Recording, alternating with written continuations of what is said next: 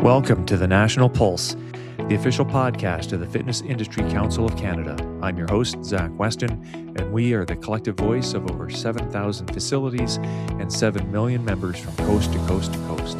From the steps of Parliament Hill in Ottawa to the floor of your local gym, we are here to discuss the policy, the people, and the passion driving our industry forward. We're talking to the innovators, the disruptors, and the leaders who are evolving the Canadian fitness business landscape with the goal to support, promote, and protect our industry while we move to make Canada the fittest nation on earth. Welcome back to part 3, the final segment of the interview with Dr. Mark Tarnopolsky. Well, it's remarkable, and I think we're all seeing through social media, the bombardment of biohacks, which they don't exist. We need to have good options, and that's what I really love about the Stay Above Nutrition products, is being connected professionally to the research community. Provides that confidence that Canadians can choose products that have been tested, verified, and they contain what's on the label.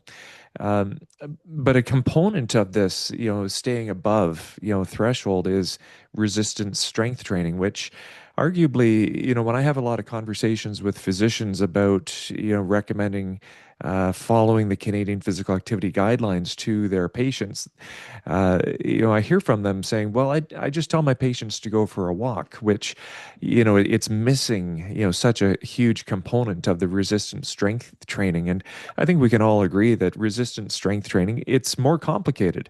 What exercises do you do? What weight do you lift? How many sets? How many reps? How many, how much rest? What sequence? What progression? So, as the representative for the Fitness Industry Council of Canada, obviously we advocate for the value, not only that the cardiovascular training and programming in community that fitness facilities offer, but curious your approach in terms of how fitness facilities support your patients' ability to achieve success versus simply trying to combat aging on their own at home. Yeah, so the first thing I just wanted to raise one comment that came up there, and that is we are trying to support exercise. We know that in our lifetime, there's going to be nothing that's going to extend lifespan. I will die before anyone shows that anything extends lifespan. I doubt it will. Exercise, endurance is the only thing that extends your lifespan. And so therefore, just an important point, every product that we test is paired with exercise. And why that's important is certain antioxidants, for example, can attenuate some of the benefits of exercise. So everything that we sell, all of our research, we're pairing it with exercise, comparing it to exercise, trying to enhance the benefits of exercise. So I just wanted to get that point across, and also for people to be very careful about some of the crazy things that are out there, and or just taking an antioxidant that hasn't been tested in context of someone training to make sure you don't blunt the adaptations. So for example, rapamycin, which is all the rage, people are taking it, which is an anti-inflammatory medication. It almost completely blunts protein synthesis following resistance exercise training. And so yes, in an animal that doesn't need to resistance train, you can maybe extend their lifespan a little bit, and they're in a completely germ-free environment, which the rest of us aren't. But the important thing is that's not going to be good for an older adult who's trying to do weight training to gain muscle mass, which then gets to your point, is we find in our patients with muscle disease, if they just walk, we still see that leg strength is coming down. If they cycle or do leg press and proper exercise, we can usually maintain strength for many of our diseases, or at least attenuate the drop.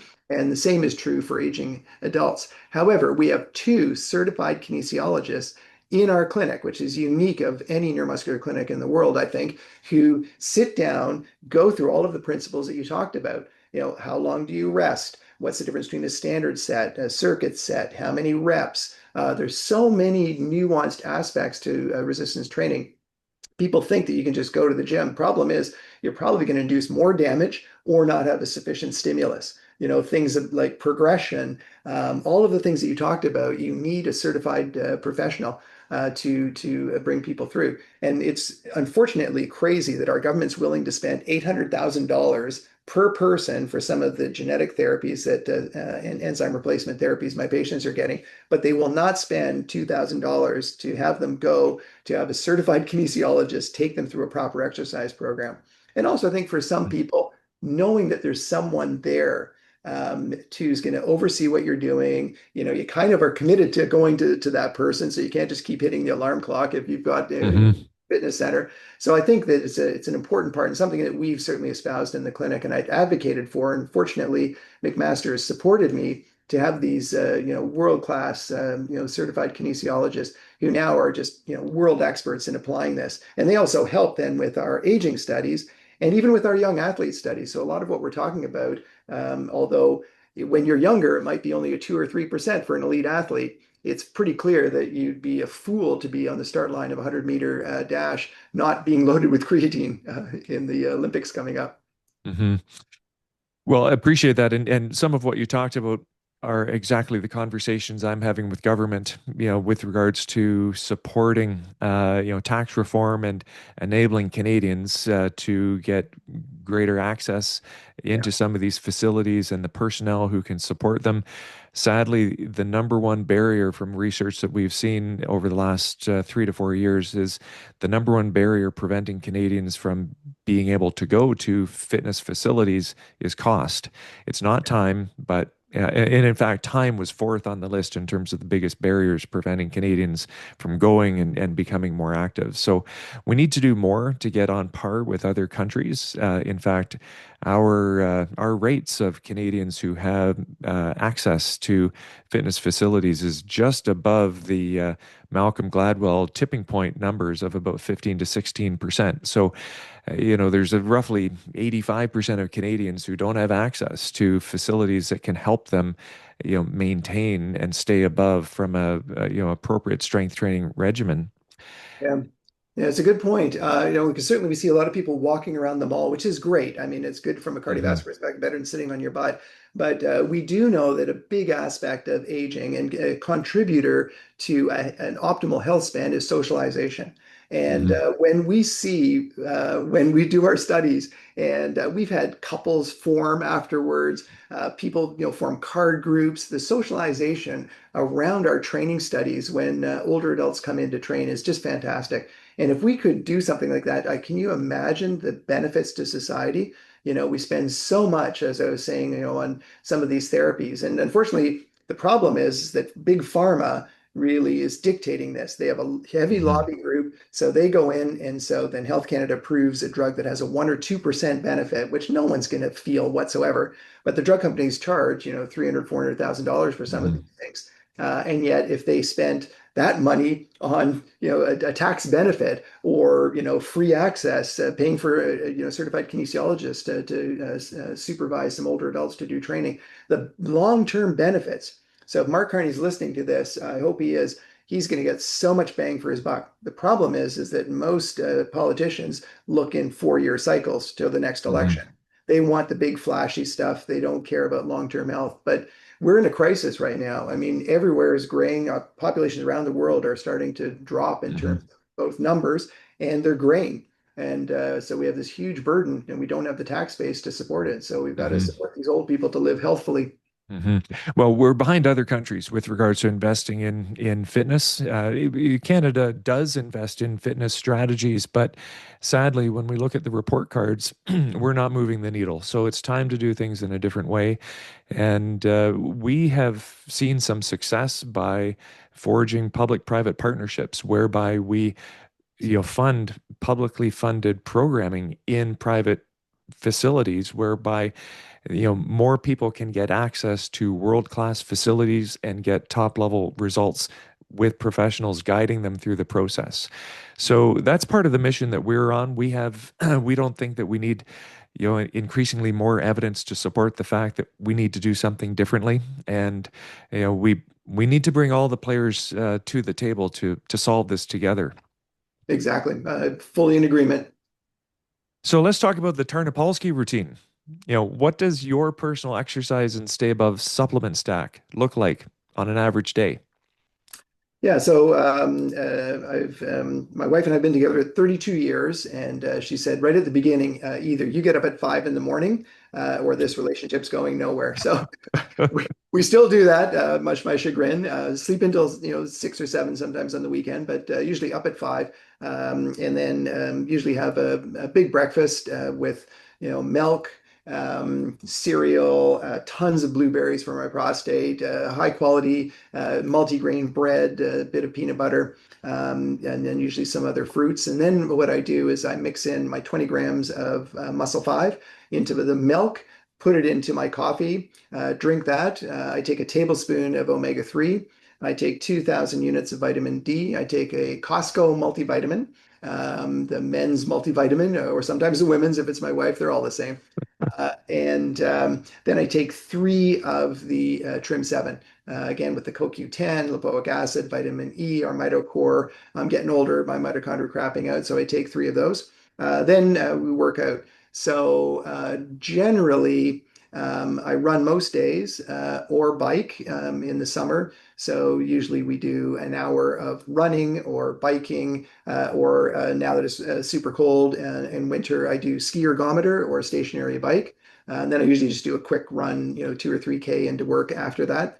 And then every day for the last 40 something years, I've done 240 push-ups, Hmm. 360 crunches or sit-ups, which is where you get over the 3.5 million of those, every single day. Then 3 times a week, I do leg press. Um, I usually do 3 sets of 15 with progressive increases. I do arm curls, flies, some dumbbell pull-ups, usually 3 to 4 times per week. And then on the weekend, I do longer stuff, usually 2.5 to 3 hours, depending on the sport of running, trail running. Gravel biking is usually 3 to 4 hours, or skiing with my buddy Mike Dion or El Maggie. We usually go out for 2 or 3 hours of cross country ski each day, Saturday and Sunday. Um, and yeah, so that's generally the routine. I take usually at noon 3 more Trim 7 and 2 extra creatines, and then usually another scoop of Muscle 5. And then for dinner, I have always a huge salad, usually some sort of carrots, some vegetable, something with color in it. I think that's always important. And then I always have a good source of lean meat, so chicken or shrimp or scallops or beef. I'm not anti-carb at all. I love, good slice of beautiful bread. So we should have bread or a bit of rice with that.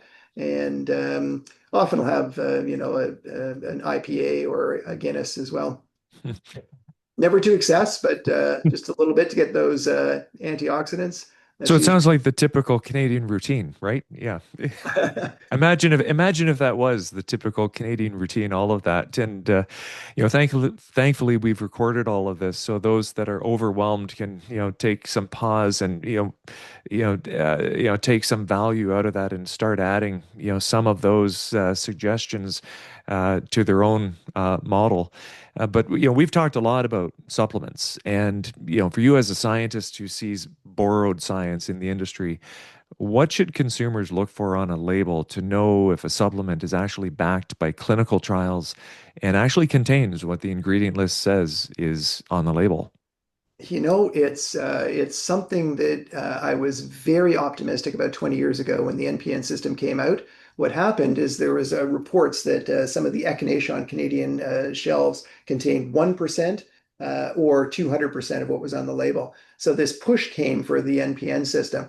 It's a great system in practice, and if you follow the rules, it's great. But unfortunately, that creatine gummy with nothing but sugar in it, and Hmm. there's no way it has creatine in it, has an NPN number. So I used to tell patients just look for an NPN number. That's gives you some degree of credibility. I mean, we have NPN numbers, but ours follow the letter of the law.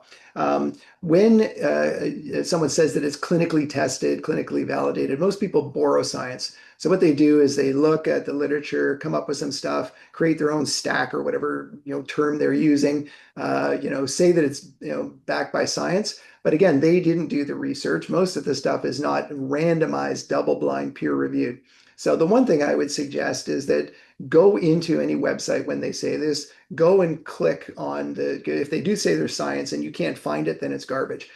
Anyone, you should be able to find the science. If a person says that they're a world-class researcher and they've published, go to PubMed, PUBMED, put the person's name in and see if they've actually published something. Oftentimes they publish one or two garbage paper on has nothing to do with their product. So take a look at PubMed. That's one way to take a look. Look for true randomized double-blind studies. So for our studies, we've got a placebo that's got the same amount of protein in it versus the protein in our muscle 5. So it's going head to head. It's double-blinded. We use a third party who blinds it. We have data locks. All of our data goes to the head of pediatrics. There's nothing to do with our company. So if somebody does question it, we always have locked data so people can reanalyze it, know that we didn't cook the books or change it. Oftentimes what you'll find is there'll be a white paper. So it's never been published. So if something hasn't been published, that means it's not been peer reviewed. And all of the incredible cost that goes into making sure that your data is real and true is just not there unless it's gone through peer review.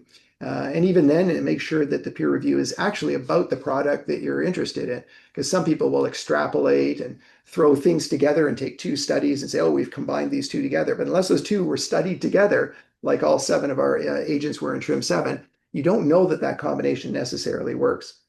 So, sadly, it's not as easy as it seems. I'm not trying to promote our products, but we've spent multiple millions and haven't made any profit whatsoever doing it the right way. But I can tell you, if anybody out there wants to start a company, I hope that you do it our way, but I would say it's a long haul. It's 10 years of uphill battle. But we're building this on my past 40 years of research experience to do it the right way.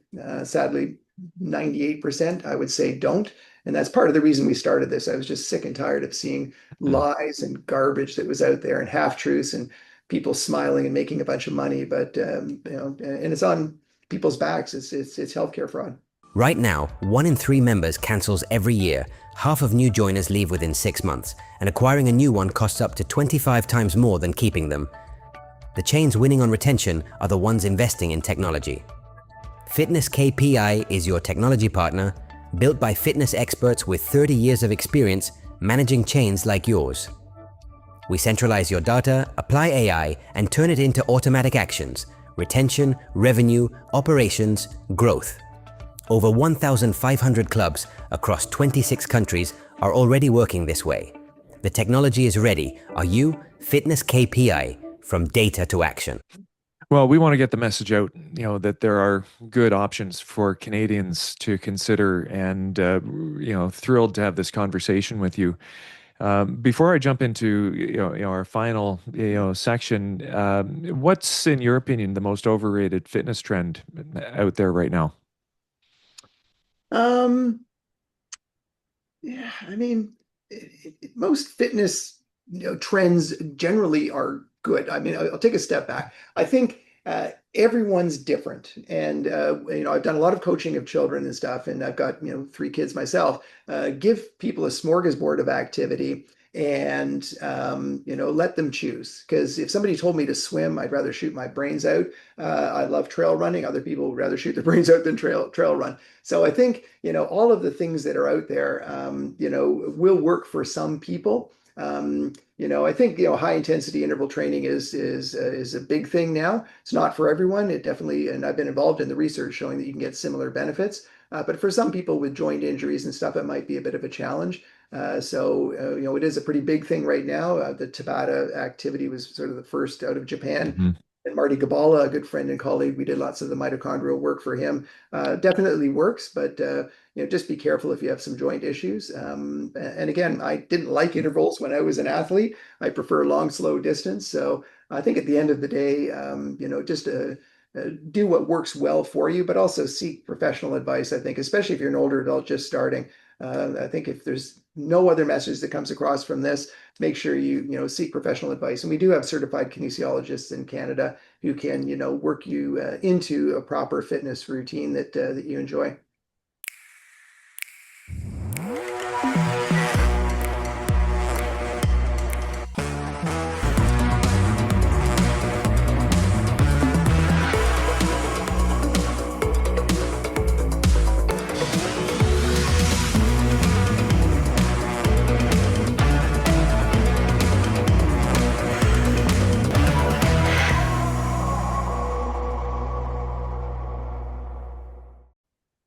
Well, I won't invite you over for a swim, but perhaps, Mark, you and I can go for a cross country ski, at some point, because we both share that passion. That'd be So great. before I let you go, we're going to do a segment that we call Fast Twitch. Sure. So I've got a few quick questions for you, and I think I know the answer to a few of these, but Okay. I simply want you to give me the first answer that comes to mind without overthinking. So, Okay. ready? All right. All right. So, your preferred training surface, pavement, treadmill, or trail? Oh, trail. That's what I thought. The golden ratio, cardio to strength, should it be 50-50 or 70-30 for time? I'd say 60-40. Okay, split the difference. Supplement Hall of Fame, creatine or caffeine? Creatine. And I guess caffeine's technically not really a supplement. I mean, you can get it that way, but most of us consume it other ways. The best longevity metric, VO2 max or grip strength? VO2 max and knee extension. Love it. Recovery priority, 8 hours of sleep or active recovery? 8 hours of sleep. And for adventure racing, an essential, a map or headlamp? Map, or you can't see where you're going. Awesome. Well, thank you so much, Mark. And this brings us to the end of our conversation with Dr. Mark Tarnopolsky. It's not every day you get to dive deep into the cellular machinery of the human body with someone who is so seamlessly able to bridge the gap between elite athletics and groundbreaking clinical research. So, whether you're a high performance athlete or just someone looking to age with a bit more grace and strength, the takeaway today is clear that movement truly is medicine, and it's never too late to start optimizing your own biology. So, to stay connected and to learn more, to follow Dr. Tarnopolsky's latest work on neuromuscular disorders and exercise physiology, visit the McMaster University faculty page or the Exerkind website. And for links to the studies and supplements discussed in today's episode, check out the description below. So thank you for tuning in. If you found this episode valuable, please subscribe and leave us a review. It helps us to bring more world-class experts like Dr. Mark Tarnopolsky to your ears. And until next time, stay active and stay curious.